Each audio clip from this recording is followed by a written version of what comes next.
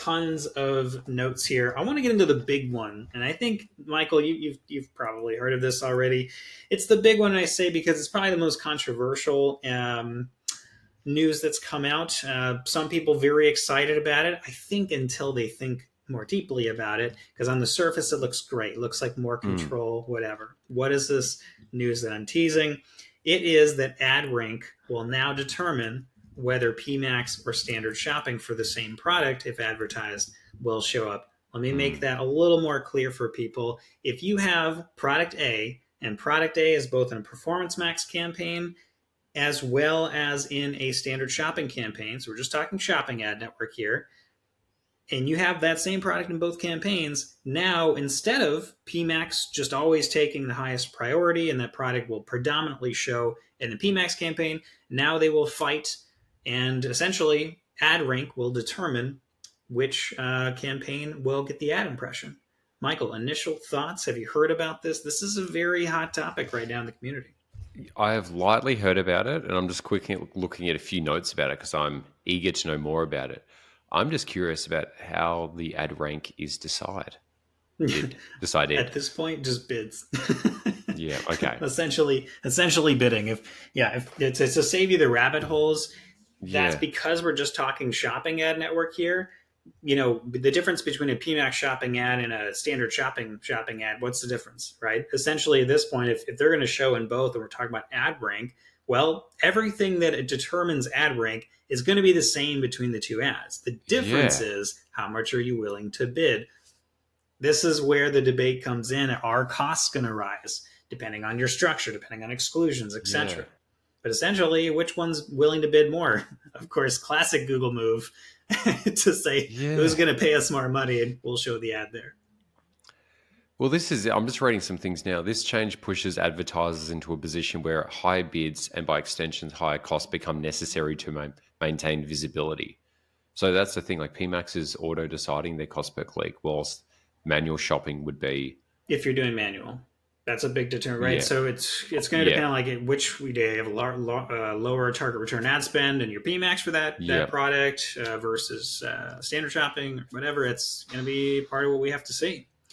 Now, guys, I don't think it's going to affect as many accounts as we're thinking. I think this will largely be for people who set up like a generic catch-all standard Yep. shopping campaign for their branded search, and they excluded brand from PMax. And then all of a sudden, you're going to have all these branded terms showing up in both, and it removes the control you were hoping for. I don't think this will have such an impact on those more advanced or more experienced advertisers that are still doing query structured and query sculpted standard shopping. You got standard shopping priorities at the campaign setting level that are along with negative keywords to essentially funnel certain types of intent or whatever it is, high performers into certain high bid campaigns, et cetera, et cetera.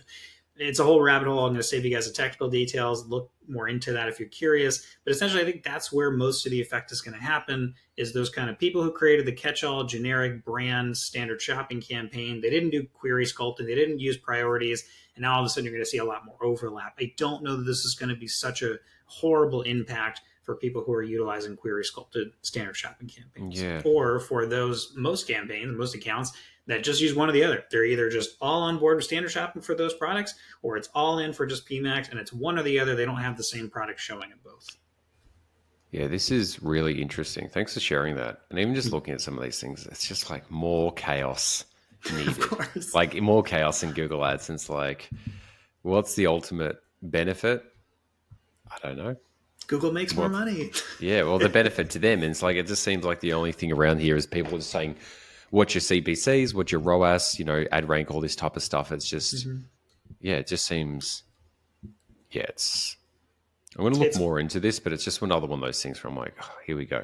It's a lot of chaos. Yeah, it's a lot of chaos, and I think it's horrible timing. Like, I get the whole AI asset stuff rolling out just in time for November. Okay, cool. Yeah. Like, for those advertisers that are really going to utilize those features, but this type of thing right before a major holiday event, a seasonal event, ah, man, give us time to test it and warm it up or whatever. Yeah. Man, it might screw a couple accounts. So we'll see. Again, I don't think it's going to be the majority that are going to have to just freak out over this. I know there's some people that are theorizing about some opportunities within this. Though again, I think those might be a little bit overblown, and we'll see. Right, we're going to test things out. We're going to figure out the hacks or whatever, and see if there are any hacks that are even available here. Yeah. But yeah, it is Do you interesting. think Google Ads, with all these changes over the last few years, is still getting easier and you're getting better results, or do you think it's getting harder?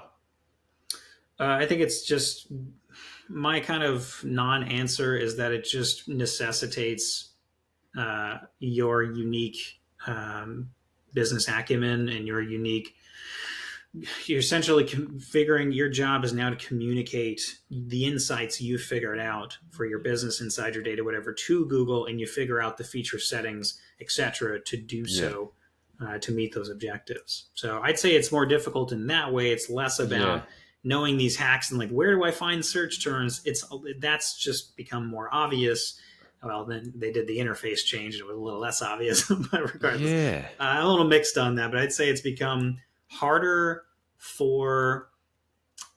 to compete and stay competitive for agencies that are used to working with less informed clients and brands that weren't really adding much value, and now that's become obvious because there isn't much in the change history. Not that you should be monitoring changes or that says everything about the value your agency is delivering, but anyway, that's long-winded kind of my comments. No, interesting. I just think I've just noticed the only clients that are winning now are the ones who are actually taking responsibility for their business 100% and not just going, oh, this ad person will just like fix my half-assed business. Like businesses that just weren't like, that just do not want to take responsibility and just think that ads will fix the problem. No matter what, ads will not fix the problem. The actual ads will only like enhance what's happening in the business. Sometimes, yeah. Most of the time, yeah. Can't fix a broken business with Google Ads, ladies and gentlemen. You used to be able to. Honestly, back in the day, you could just get like heaps of leads and they just get some rubbish sales and they just make money. But now it's just like, it's very unforgiving. It's extremely unforgiving. It's a good way to put it. Yeah. You always need that conversion rate optimization. You always need a good website. Actually, speaking of which, that brings me to one of my next news updates. Michael, this is definitely more relevant for you guys in the lead gen side because I mostly work on larger e-com accounts. But Google My Business profile is now a requirement to run local service ads. So if you have an account that wants to or is running local service ads, you have got to verify your Google My Business page profile ASAP. Now, there is not like an ETA that I saw in my research on this, but I would just recommend getting on top of that as soon as possible. So if you want to run local service ads in the future, you've got to verify your Google My Business profile. Very interesting. Very don't miss that, guys. I think by November 21, they say. Yeah. Interesting. That's a big one. Also, similarly, call ads are sunsetting for RSAs, responsive search ads. No more call ads. Now, I know most people will say, who the hell's running call-only ads anymore? But I will be frank, I actually created a whole HVAC way back in the day system whereby because a lot of heating, ventilation, air conditioning, local service clients, they had just trash websites and they knew it and they weren't going to work on it anytime soon. So I was like, you know what?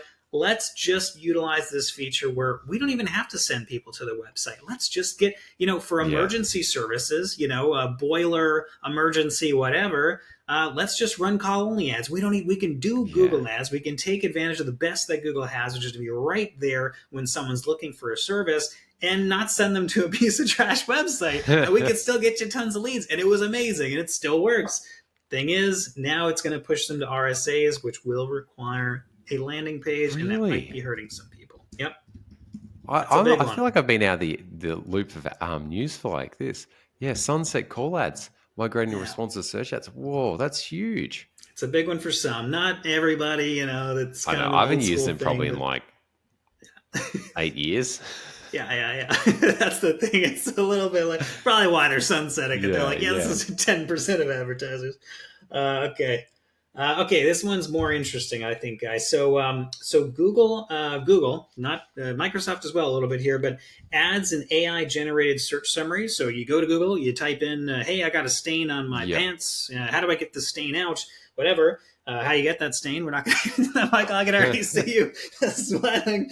But adds an AI generated search summaries. This will just be in the US market on mobile, only mobile US market here. So don't freak out if you don't see it. Yep. But we are going to see more ads in those AI generated search summaries. So it's going to have people thinking about how do we make sure that we can optimize our stuff for that. I don't have a bunch of insights on you. This is all very new, but it is something that's coming. As well on Microsoft Copilot, we're going to be also seeing those ads in search summaries. So just essentially more ads in the AI generated search summary responses from both Google and Microsoft. So this will be interesting to see how that changes things over time. Of course, not Copilot, ChatGPT, same thing. Probably going to be seeing more ads from the free version.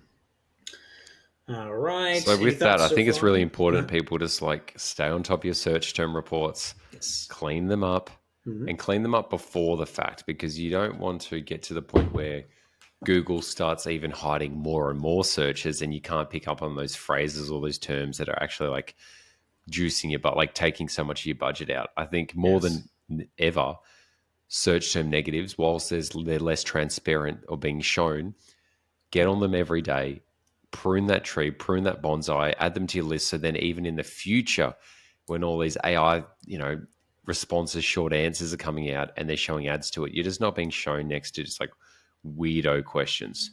Mm-hmm. That stuff will start happening more and more. And also, Yeah. I don't think they'll start showing the search terms reports for it. Mm. Yeah, and that's the thing because we don't want to let Google decide fully for long periods of time what is defined as commercial intent. Because Yes. you as an advertiser are going to have a certain amount of money that you can put towards this and a certain threshold where you're like, we can't keep spending on this. This is too Yes. generic. Google might see this as, well, the guy's got a stain on his pants and he's trying to figure out how to get it off. We should sell him this Tide Yeah. pen or whatever. It's like, well, We but should sell them new pants now. yeah, just new pin. And I can see Google doing that, right? Like, yeah, it's so, be monitoring that. Take the control back as much as you can. Don't just let Google run crazy with figuring out its own intent. Sometimes you just got to rein it in a little bit. Not always, Yes. but in most cases. All right, so where are we at with time here? So Google Ads revenue still doing really good. Surged for quarter 3. Now, I will say, just from a data analysis standpoint, that is mostly going to be due to the election ads, especially in the Yeah. U.S. So take it with a grain of salt, but ads revenue has been increasing a lot for Google in Q3. At least that's reported. Take it for what it is. I think it's mostly election based, but again, it is also a testament to the effectiveness of Google Ads as a marketing channel. Consider utilizing that again if you're continuing to wait on pulling the trigger in 2024 on Google Ads. It still shocks me that people are like, "Yeah, we've been thinking about it for 10 years, just never really pulled." Like, guys, what? I mean, people are looking for what you're offering, and you're not Yes. there. That is crazy to me, but I understand. Yeah, limited budget, limited resources. It's a little confusing. Okay, understandable. So interesting nonetheless. Let's see. Oh, okay, Michael, I thought this one would be really interesting to bring up. So, Google Lens, ladies and gentlemen. So, for you Apple users, I'll explain what this is. No, I'm kidding. Google Lens, in a lot of cases, you're going to like take a photo or a video of something. That now has Google Lens 20 billion visual searches per month. 20 billion visual searches per month. So in other Wow. words, someone scans like, what is this bug, or like, what are these fish in the aquarium? Why do they swim together? Whatever. We're getting 20 billion of these visual searches a month, guys. So Google is taking advantage of this. It is now considered to be the fastest growing query type on search. Not a big surprise there, especially in the 18 to 24 demographic. Again, not surprising. So if that fits your marketplace and that's your demographic, consider how your products are being featured in terms of imagery, in terms of video. If you have retail store placements, are we setting those up for success and optimizing those for these types of experience, these types of searches? These are things you might want to be considering. Those are for kind of the larger advertisers, but interesting nonetheless. 20 billion visual searches a month. That blows my mind. Dude, that's crazy. I didn't even notice that. That is wild. Yeah, it's a big one. So we're going to be seeing more ads there. That's essentially Google's new thing is they're saying we're going to be enhancing. They've had ads for this for a few years, but they're going to be now including and enhancing those in terms of shopping ads. They're going to be richer results than ever. So more reviews, price comparison, where can you buy it locally, etc. Where can you buy it online? So this is going to be something we have to be factoring into our analyses here. How are we doing in those regards? We're also starting to see that both image and video via Google Lens is going to be included. So someone can actually be taking a video of something and be essentially talking to their phone at the same time. So like, how does this work? Or, where can I get one of these? And boom, you're going to see some shopping ads there. Yeah. And you might want to be optimized for that. That's the Wow. whole point. Yep. Awesome. It's going to be interesting. Well, How does it affect product feed optimizations and stuff like that, right? For certain products, like it's just going to be interesting to see how that changes search terms and how much more work that's going to add to search term monitoring, things like that. Yeah. Yeah, it may just come down to you just need better product images so they can loop in like their AI to loop in whatever you're showing to your product. Yeah. Like, I think it's just going to come down to the quality of the images rather than the quality of the text or because we've been so text focused over the last, since it's begun with keywords, but now it's going to be more visual focused because that's what this AI or AR, augmented reality, would be able to start like picking up is like, you're filming this, you're taking a photo of this, what's the closest image to that? Mm-hmm. So yeah. It's fascinating. It's the future for sure. I mean, Yeah. clearly 20 billion searches a month. All right, last couple minutes, guys. We're going to wrap this up. I'm just going to I've got to jump off in 1 minute. So should we wrap this up? Okay, we now? got 1 minute. 1 minute. All right, we'll save this other news for next time. Most of these have been out for a week or so that's okay. But those are some of the biggest highlights. Hopefully that's helpful for you guys. I know there's a million different news outlets for this stuff, and you're like, God, where do I get my information from? We're going to have our own takes on some of this in the following episodes. Michael's got to hop. But Michael, before we go, where can people find you? People can find me at Michael Nadalin on Michael Nadalin on LinkedIn, marketlead.com.au, Market Lead on YouTube, and the PPC Unfiltered podcast. What about you, mate? Cory Lindholm, LinkedIn mostly, a little bit of Twitter. I'm on YouTube as well. I haven't posted in a while. Sorry about that, guys. Things have been busy. Things have been crazy. It's a lot of work. I'm getting there. I'm getting back to you, I promise. As well as the PPC Unfiltered podcast on both YouTube and Spotify. Thank you to all of our listeners and viewers. We will see you guys in the next episode. Nice. See you guys.